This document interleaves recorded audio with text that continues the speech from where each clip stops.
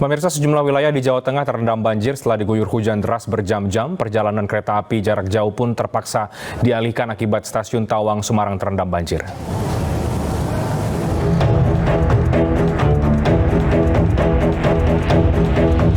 Inilah kondisi banjir yang melanda kota Semarang setelah 8 jam diguyur hujan deras. Sebuah mobil yang mencoba melintasi banjir dihantam arus kencang. Banjir setinggi hampir 1 meter juga merendam ruang tunggu utama dan peron stasiun Semarang Tawang. Akibatnya, kereta api tidak bisa melintas di stasiun Tawang karena tingginya air yang merendam rel dapat membahayakan perjalanan kereta. Calon penumpang kereta api terpaksa menerobos banjir. Di Semarang Barat, banjir setinggi hingga 1 meter juga merendam perumahan Wonosari Ngalian. Banjir juga merendam jalur Pantura Semarang. Ketinggian air yang mencapai 40 hingga 60 cm membuat arus lalu lintas tersendat. Banjir terjadi akibat luapan sungai Plumbon dan Beringin. Ribuan warga di Pekalongan, Jawa Tengah kesulitan beraktivitas. Warga harus berjalan kaki ratusan meter agar bisa keluar dari permukiman. Pasalnya, banjir di kawasan mereka mencapai 50 cm. Banjir terparah di Kabupaten Pekalongan terjadi di Kecamatan Wiradesa, Tirto, Bojong, Wonokerto, dan Sragi. Seorang nenek ditemukan tewas di dalam rumah usai banjir bandang menerjang Kaliwungu, Kendal, Jawa Tengah. Diduga korban terjebak banjir bandang setelah penyakit epilepsinya kambuh. Awalnya keluarga mengira korban sempat menyelamatkan diri saat banjir bandang datang menerjang. Namun saat keponakannya kembali ke rumah, ia mendapati jenazah korban tergeletak di kolong meja. Tinggal sendirian. Tinggal sendirian. Itu pas banjir tadi gimana, Mas? Gimana? Pas banjir tadi itu sudah dicari. Sudah dicari, tapi ketemu. Ketemu ya. Jam berapa tadi Mas nyarinya, Mas itu, Mas? Sekitar jam 7:30. Oh, berarti pas banjir itu ya. Banjirnya. Terus setelah itu ketahuannya Tawannya maghrib, mau dikasih makan. Terus malah ada yang lihat sudah nggak ada. oh, jadi sembunyi di bawah Di bawah kolong meja. Tim SAR dan BPBD setempat kemudian berupaya mengevakuasi jenazah korban yang terjebak di bawah meja. Gubernur Jawa Tengah Ganjar Pranowo memantau banjir di sejumlah titik di kota Semarang, Jawa Tengah. Ganjar melihat langsung kondisi jalan dan permukiman warga yang terdampak. Selain itu, Ganjar juga mengecek rumah pompa di sejumlah titik penting di kota Semarang. Ganjar meminta masyarakat untuk waspadai cuaca buruk yang diperkirakan akan terus terjadi hingga tanggal 3 Januari mendatang.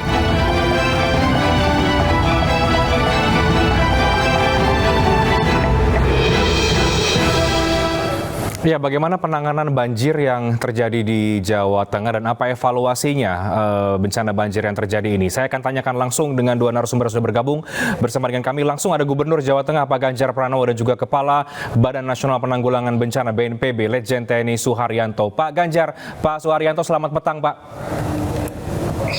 Selamat petang, Pak Reinhardt. Ya, baik. Pak Ganjar, selamat petang, Pak. Ya, selamat petang. Oke, saya akan langsung tanya ke Pak Gubernur. Pak, mungkin di beberapa titik sudah surut banjirnya, terutama di kota Semarang, tapi dari pantauan Anda sampai dengan sore hari ini, bagaimana kondisi banjir yang terjadi, Pak? Ya, masih ada 10 kabupaten ya, dan masing-masing ada beberapa kecamatan yang menjadi perhatian.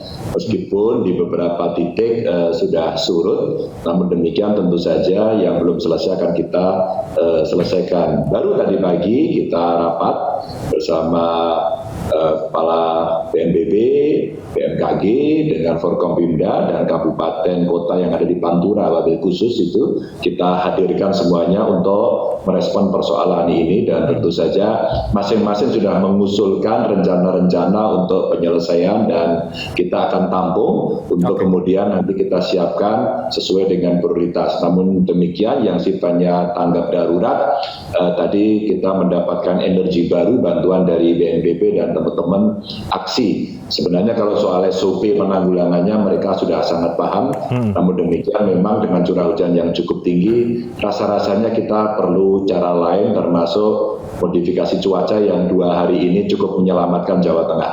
Oke, jadi modifikasi cuaca ini sangat membantu ya Pak Gubernur dalam penanganan banjir yang terjadi di Jawa Tengah. Di kota Semarang artinya sekarang sudah benar-benar surut, Pak? Atau masih ada wilayah-wilayah yang terkepung banjir? Masih ada 9 kecamatan di beberapa kelurahannya tergenang untuk yang Semarang, dan beberapa jalur utama seperti yang ada di jalan yang menghubungkan Semarang Demak, beberapa ruasnya masih tergenang. Namun demikian, umpama gambar stasiun Tawang yang kemarin serem terus tadi sudah kering. Kebetulan sama Pak Haryanto tadi kita juga nengok ke sana dengan Dirut KAI, udah kering. Jadwal kereta api sudah mulai lancar kembali, ada yang terlambat 10-15 menit, tapi menurut saya sudah sangat bagus. Oke, saya langsung ke Pak Kepala BNPB ini yang juga pasti sudah berkoordinasi dengan Pak Ganjar, yang langsung juga datang ke Jawa Tengah. Pak Suharyanto, dari sisi BNPB bagaimana penanganan bencana atau banjir yang terjadi di Jawa Tengah ini? Baik, terima kasih. Tadi saya sudah meminta maaf sama Bapak Gubernur Jawa Tengah. Itu Pak Gubernur juga sudah memaafkan saya sehingga langsung pakai kaos BNPB itu Pak.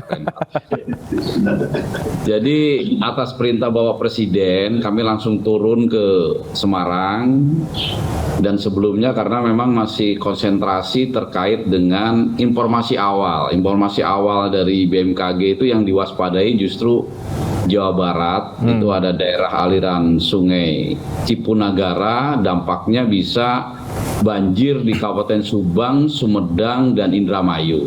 Nah, banjir itu bisa mengakibatkan jalan tolnya tergenang. Nah, karena itu kami fokus ke sana, karena kalau jalan tol tergenang kan akan mengganggu arus mudik ataupun arus balik Nataru. Kemudian juga fokus ke DKI, dan Alhamdulillah Jawa Barat dan DKI pergantian tahun aman, tidak ada apa-apa, cuaca juga baik.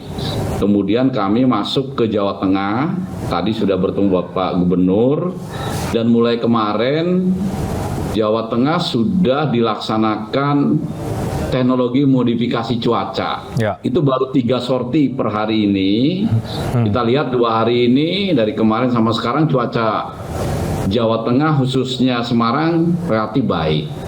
Dan ini teknologi modifikasi cuaca ini akan dilakukan terus sampai dengan nanti prediksi BMKG sudah bisa dilepas begitu. Sebagai gambaran untuk DKI, Jabar, Banten itu sampai hari ini ada 36 kali sorti. Mas Renhat. Jadi kalau Jateng baru 3 sorti itu masih banyak lah kuotanya begitu. Nah, kemudian juga kami langsung memberikan bantuan kepada 13 kabupaten kota yang terdampak atas izin Bapak Gubernur, termasuk ke provinsi, baik bantuan dana operasional saat tanggap darurat maupun logistik siap pakai yang bisa langsung dioperasikan atau dijalankan di dapur-dapur umum. Nah, tahap tanggap darurat ini yang kebutuhan mendesak yang diminta oleh Bupati Wali Kota antara lain adalah pompa, ada beberapa pompa, kemudian juga perahu karet, dan dapur lapangan. Nah, ini juga kami akan dorong kepada beberapa kabupaten kota yang membutuhkan. Di samping juga dari provinsi juga BPBD provinsi juga akan bersama-sama dengan BNPB pusat memberikan bantuan itu kepada kabupaten kota terdampak. Baik. Nah, itu Mas. Ya. Pak Suharyanto, dari beberapa daerah itu yang dari sisi penanganan bencana dari BNPB, adakah wilayah-wilayah yang kemudian menjadi prioritas karena mungkin sampai sekarang masih terdampak banjir dengan kondisi yang cukup parah misalnya? Nah, nanti tanya Pak Gubernur lebih paham itu detailnya. Tetapi kalau yang kami catat di sini ya memang masih ada beberapa yang masih ada air ya. Tadi kalau Kota Semarang kan ada beberapa kecamatan, kalau nggak salah 10 kecamatan. Tetapi rata-rata sudah surut, laporan dari Bupati Wali Kota sudah surut. Pengungsi yang semula sampai 3.000 lebih, sekarang juga sudah berkurang. Dan rata-rata pengungsi ini juga ada yang sebagian tidak mau meninggalkan rumahnya untuk mengungsi gitu. Artinya sudah lebih baik lah daripada kondisi-kondisi sebelumnya. Tentu saja mudah-mudahan 1-2 hari ke depan dengan cuaca yang lebih bagus, ini kondisi juga lebih bagus lagi. Gitu Mas. Ya, jadi prediksi awal sebetulnya daerah Banten, Jawa Barat yang mungkin diantisipasi akan terjadi bencana ya Pak Suharyanto. Betul. Oke, saya ke Pak Ganjar. Pak Gubernur, meskipun memang ada cuaca ekstrim ya, tapi dari catatan kami juga misalnya Kota Semarang ini kan kerap kali dilanda banjir sebetulnya Pak. Bagaimana evaluasi dari Pemprov Jawa Tengah terkait banjir yang terjadi ini? Kalau yang Kota Semarang relatif siap. Sebenarnya yang agak berat yang perlu penanganan itu Kota Pekalongan. Tentu saja dengan Kabupaten Pekalongan karena di coastal area yang memang butuh penanganan yang intens begitu karena ini terkait dengan rob juga. Ini yang perlu intens. Kalau Kota Semarang, banjir kanal dan timur itu sejak zaman Belanda udah disiapin. Sekarang udah diperbaiki. Pak Menteri PUPR sudah memperbaiki, bagus banget di sana. Poldernya juga bagus. Sungai-sungai juga mulai ditata. Hanya memang dengan curah hujan yang sangat tinggi, perlulah dengan cara-cara yang lain. Dan kebetulan Jawa Tengah mendapatkan giliran berikutnya. Jadi bahasa kami itu tidak perlu meri begitu ya. Karena kemarin itu memang bertahap dari Jakarta, Jabar, Banten dan ternyata berhasil. Maka kemudian Pak Haryanto dengan BMKG tadi datang itu untuk menyampaikan bahwa ini akan kita kendalikan dan baru 2 hari ini alhamdulillah cukup bagus gitu ya. Itu baru 2 kali loh. Nanti ya 2 kali itu berarti kurang lebih 2 kali 6, 12 kali. Nanti kalau itu kemudian nanti terus menerus, dugaan saya akan bisa tertanggulangi. Jadi kalau dari sistem Semarang paling bagus. Makanya kenapa tanggul yang ada di Kabupaten dan Kota Pekalongan itu nyambung. Lalu kemudian yang di Demak Semarang sedang dikerjakan, termasuk tolnya kan itu melingkar ke laut ya. Jadi itu dipakai sebagai semacam seawall begitu, tidak terlalu gede tapi bisa menampung. Yang di tengahnya nanti harapan kita ada semacam reservoir untuk menampung air. Jadi kalau kota justru relatif lebih baik. Justru kota lain ini kalau bisa mengacu ke Semarang juga akan lebih cepat begitu. Oke. Jadi Pemprov pun sebetulnya tidak memprediksi ya Pak Ganjar bahwa ini cuaca ekstrim ini bisa sampai berdampak sedemikian rupa di Jawa Tengah. Oh, kalau Pemprov bukan memprediksi, kita mengikuti info BMKG, terprediksi. Oleh info BMKG terprediksi.